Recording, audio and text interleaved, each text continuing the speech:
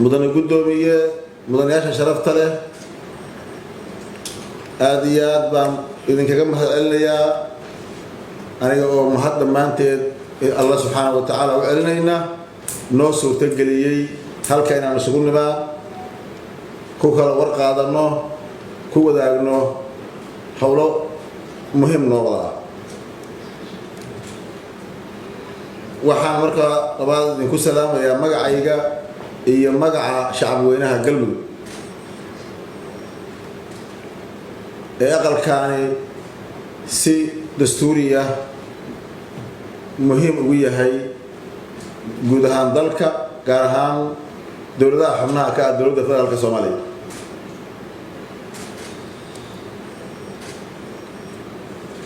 mudane guddoomiye mudanayaasha sharafta leh waxaan rabaa halkaan idinkula wadaago warbixin idinka siiyo Galmudug iyo xaaladaheeda iyo howlaha ay soo martay iyo horumarkay ku tallaabsatay iyo hadda kay ku tallaabsanayso insha Allah sidoo kale howlihii ugu dambeeyay ee ka socday Galmudug ama guud ahaan Soomaaliya oo ay Galmudug si gaar ah aad la socotaan inay xil isaga saartay oo howl weyn oo dhaxalgal ah ay Galmudug ka soo qaadatay iyadoo gacanta helaysa dowladda federaalka ah dowladaha xubnaha ka ah aqalada sharafta leh aqalka sare iyo golaha shacabka iyo dhammaan Soomaali weyn meel ay joogto mudane guddoomiye mudanayaasha sharafta leh sidaad la socotaan Galmudug waqtigii doorashadii oo waqti kooban ahaa waxaa ka hanaan qaaday hanaan dib u heshiisiin oo dhaxalgal ah oo Galmudug iyo Soomaaliba u leh muhiimad weyn waxaad ogtihiin inay kala duwanaansho iyo waxyaabo ka jireen doorashadii ka hor iyo doorashadii kadibba arrimahaas waxaa ilaahay fadligii lagu guulaystay dib u heshiisiin siyaasadeed oo dhinacyo badan taabanaysa oo laga gaaray guul taariikhi ah sidoo kale waxaa lagu guulaystay oo ku guulaysanay dib u heshiisiin bulsho oo deegaano muddo dheer dibab soo tiijamayay oo waqti dheer soo qaatay ka jireen ay ku soo dhammaadeen runtii guul weyn iyo nabadeyn buuxda oo laga gaaray guud ahaan waa iska jiraan waddanka ama Galmudug waa ka jiraan mararka qaar waxyaabo yaryar oo dhibaatooyin iska dhaca oo ka dhashay waqtigii iyo gaabkii dowladnimada soo galay weli way iska soconayaan way iska jiraan laakiin runtii waxaa laga gaaray dib u heshiisiin labada qayboodba aad iyo aad xoogaal ugu tihiin sharaxaad badan idinka rabin meesha laga gaaray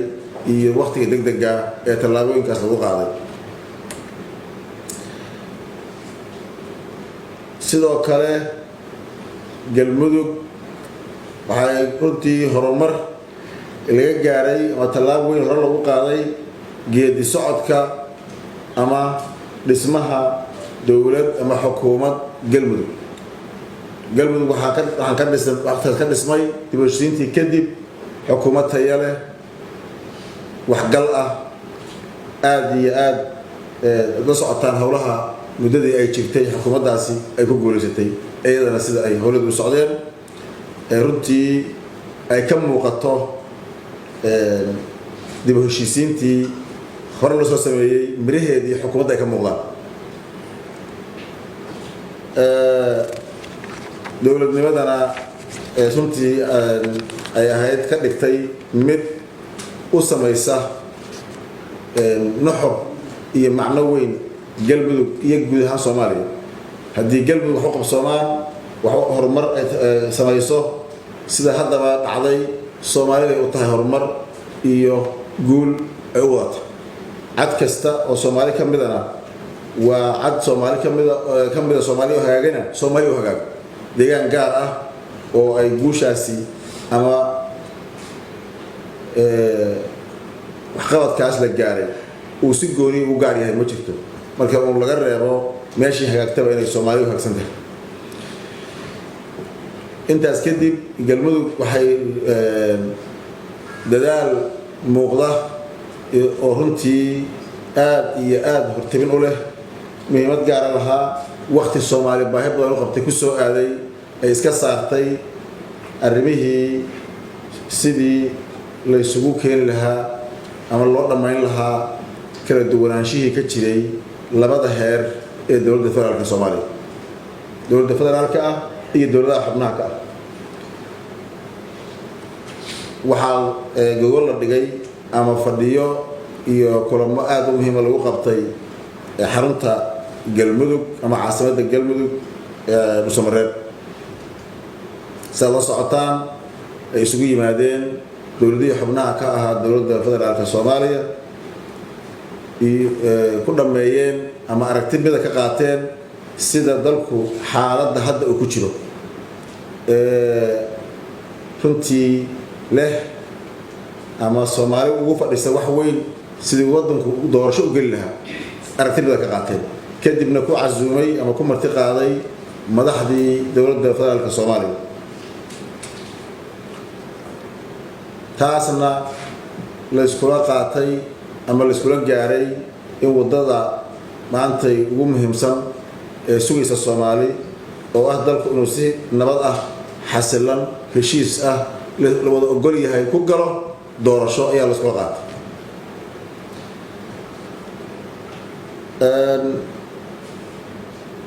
waxaa ku soo xigay in loo ballamay sidoo kale fadhigii lagu gudageli lahaa ama looga doodi lahaa ama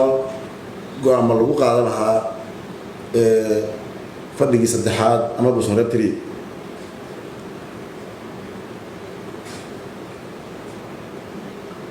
waa jirtay ama way dhacday in fadhigii saddexaad ka soo baxeen ama kala maqnaansho ama kala duwanaansho runtii dadaal baa galay dadaal badan baan lagu baxshay galmudug xil gaar ah saartay guud ahaanna Soomaali waa ka wada qayb qaadatay dadaalka nin joogay ama cid joogtay ama madax joogtay iyo madax maqneedba waxaan aaminsanahay in la wada dadaalay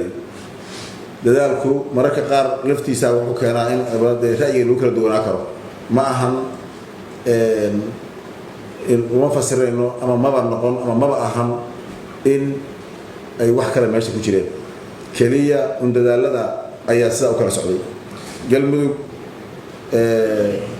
dowladeeda iyo shacabkeeduba waxay is saareen mas'uuliyadda aad ogtihiin oo fadhiyadaas waaweyn oo aad u ballaaraa oo aan hubno inaad golaha sharafta leh ka qayb galeen qayb ka ahaayeen dadaalkiina ku beeriseen ayaa runtii laga geystay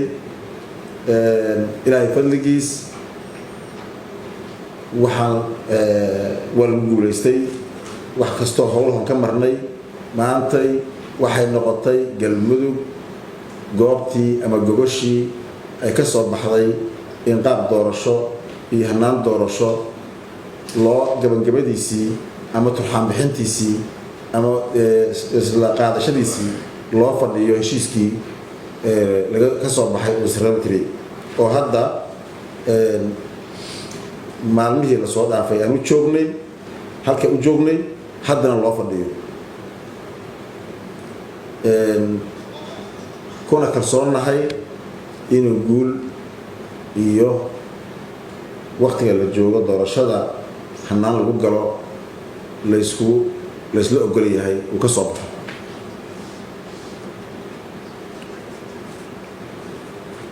waa waajib ay lahayd ama saarnaa galmudug way ka soo baxday inay Soomaali gogol waqti ku habboon u dhigto si xasilooni iyo heshiis loo gudbo waqtiga doorashada aad iyo aad bay runtii waxay u ahayd kaalintoodii meel ay joogaanba shacabka reer galmudug kaalintii ay ka qaateen iyo dadaalka ay bixiyeen waa ugu mahadcelinaynaa aad baan runtii u leenahay sidoo kale madaxda sharafta leh mas-uuliyiinta Soomaaliyeed shacabweynaha Soomaaliyeed kaalinta ay ka geysteen iyo talada ay ku darayeen iyo siday noo garab taagnaayeen waa u mahadcelinaynaa ayadana kaalinta aqalka sare runtii waa aqal muhiim u ah hawl badan la soo qabtay unoo mahadcelinayno gaar ahaana dowladaha xubnaha ka dowladda federaalka u ah si gaar ah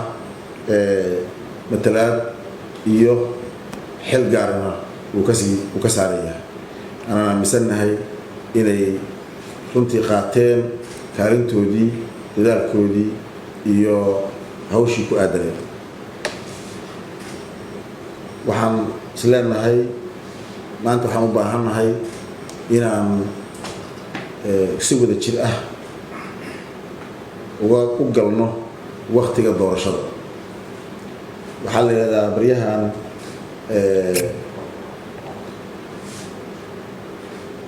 aqalka sare iyo golaha shacabka waxaa maaragtay annagan taas waxaan isleenahay runtii waa waqtigii ugu habboonaa iyadoo mar walba sax ah ay tahay inay aqaladooda shaqeeyaan doorashadana ay ka wada yeeshaan ama dalka ka wada yeeshaan aragti mid ah waa inay kala yihiin suna waxna weynaysan jirin wixii yar oo mararka qaar jirana waxaan rabnaa inay ku dhammaadaan sida baahida loo qabo maantay Soomaaliya hore loogu baahnaa haddana baahi gaara loo sii qabo iyo waqtiga la joogo in aad iyo aad ay ugu habboon tahay doorashaduna ay noogu dhacdo sidii aan haba yaraatee dhinacna waxba ka jirin jiilaa yidhaahdo taana kalsoonnahay taas waa diga dardaaran aan hubo inaad u taagan tihiin aan hubo inaad waana runtii dastuuri oo waana shaqadii aqalada oo sharci ah ayna ku jirto waqti u turud iyo u tartiibin mudan ma ay ku jirto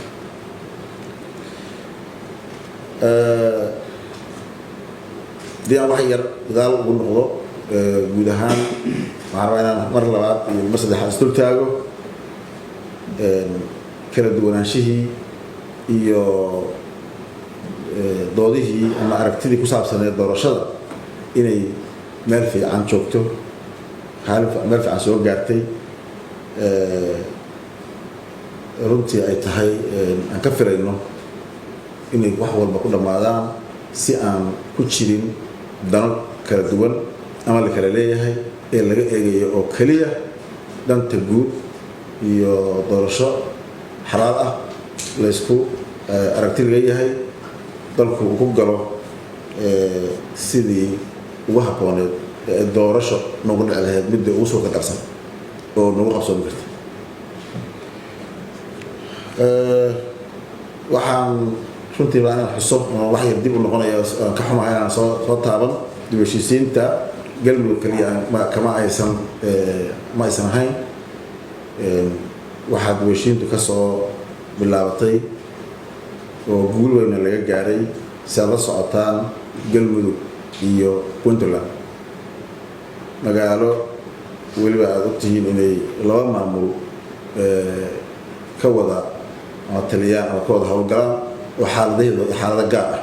ay yihiin magaalada gaalkacyo taasoo runtii la isaga yimid laga iska arkay ciidamo iyo kala dhex joogid iyo ilaalin nabadda ah midna aysan u baahnayn labada maamul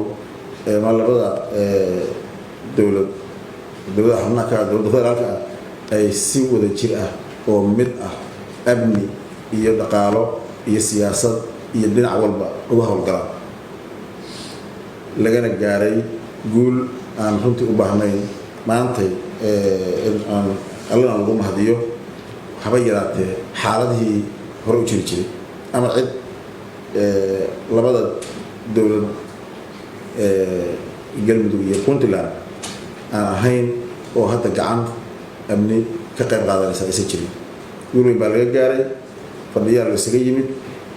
meeshaas ay runtii kusoo dhammaatay taasna waxaan rabaa inaan dib u heshiisiintii yaan xusin aan dib ugu noqday ugu dambeyn mudane guddoomiye golaha sharafta leh waxaan rabaa inaan halkaan waxyar aan ka xuso isdul taago gobolka banaadir innagu aqaladu waxay leeyihiin hawshooday leeyihiin aragtidooday leeyihiin weliba aqalka sare waa u mahadcelinaynaa aragtida ay kala hayeen waxaan qabnaa golaha aqalka sare muddaxileedkiisa labaad inuu matalaad ku yeesho aqalka sare matalaad ku yeesho gobolka banaadir oo aan muhiimadda uu leeyahay iyo Soomaali sidii kaalinta ugu jiro in waxba la sheegay waa caasimadii dalka waa tiirarka dawladdu ku taagan tahay waa magaalada ama bulshada duruuf kasta oo dawladda Soomaaliya ay leedahay ay si gaar ah u dhacdo waa shacab ballaaran oo u baahan inay yeeshaan ama ku yeeshaan golahan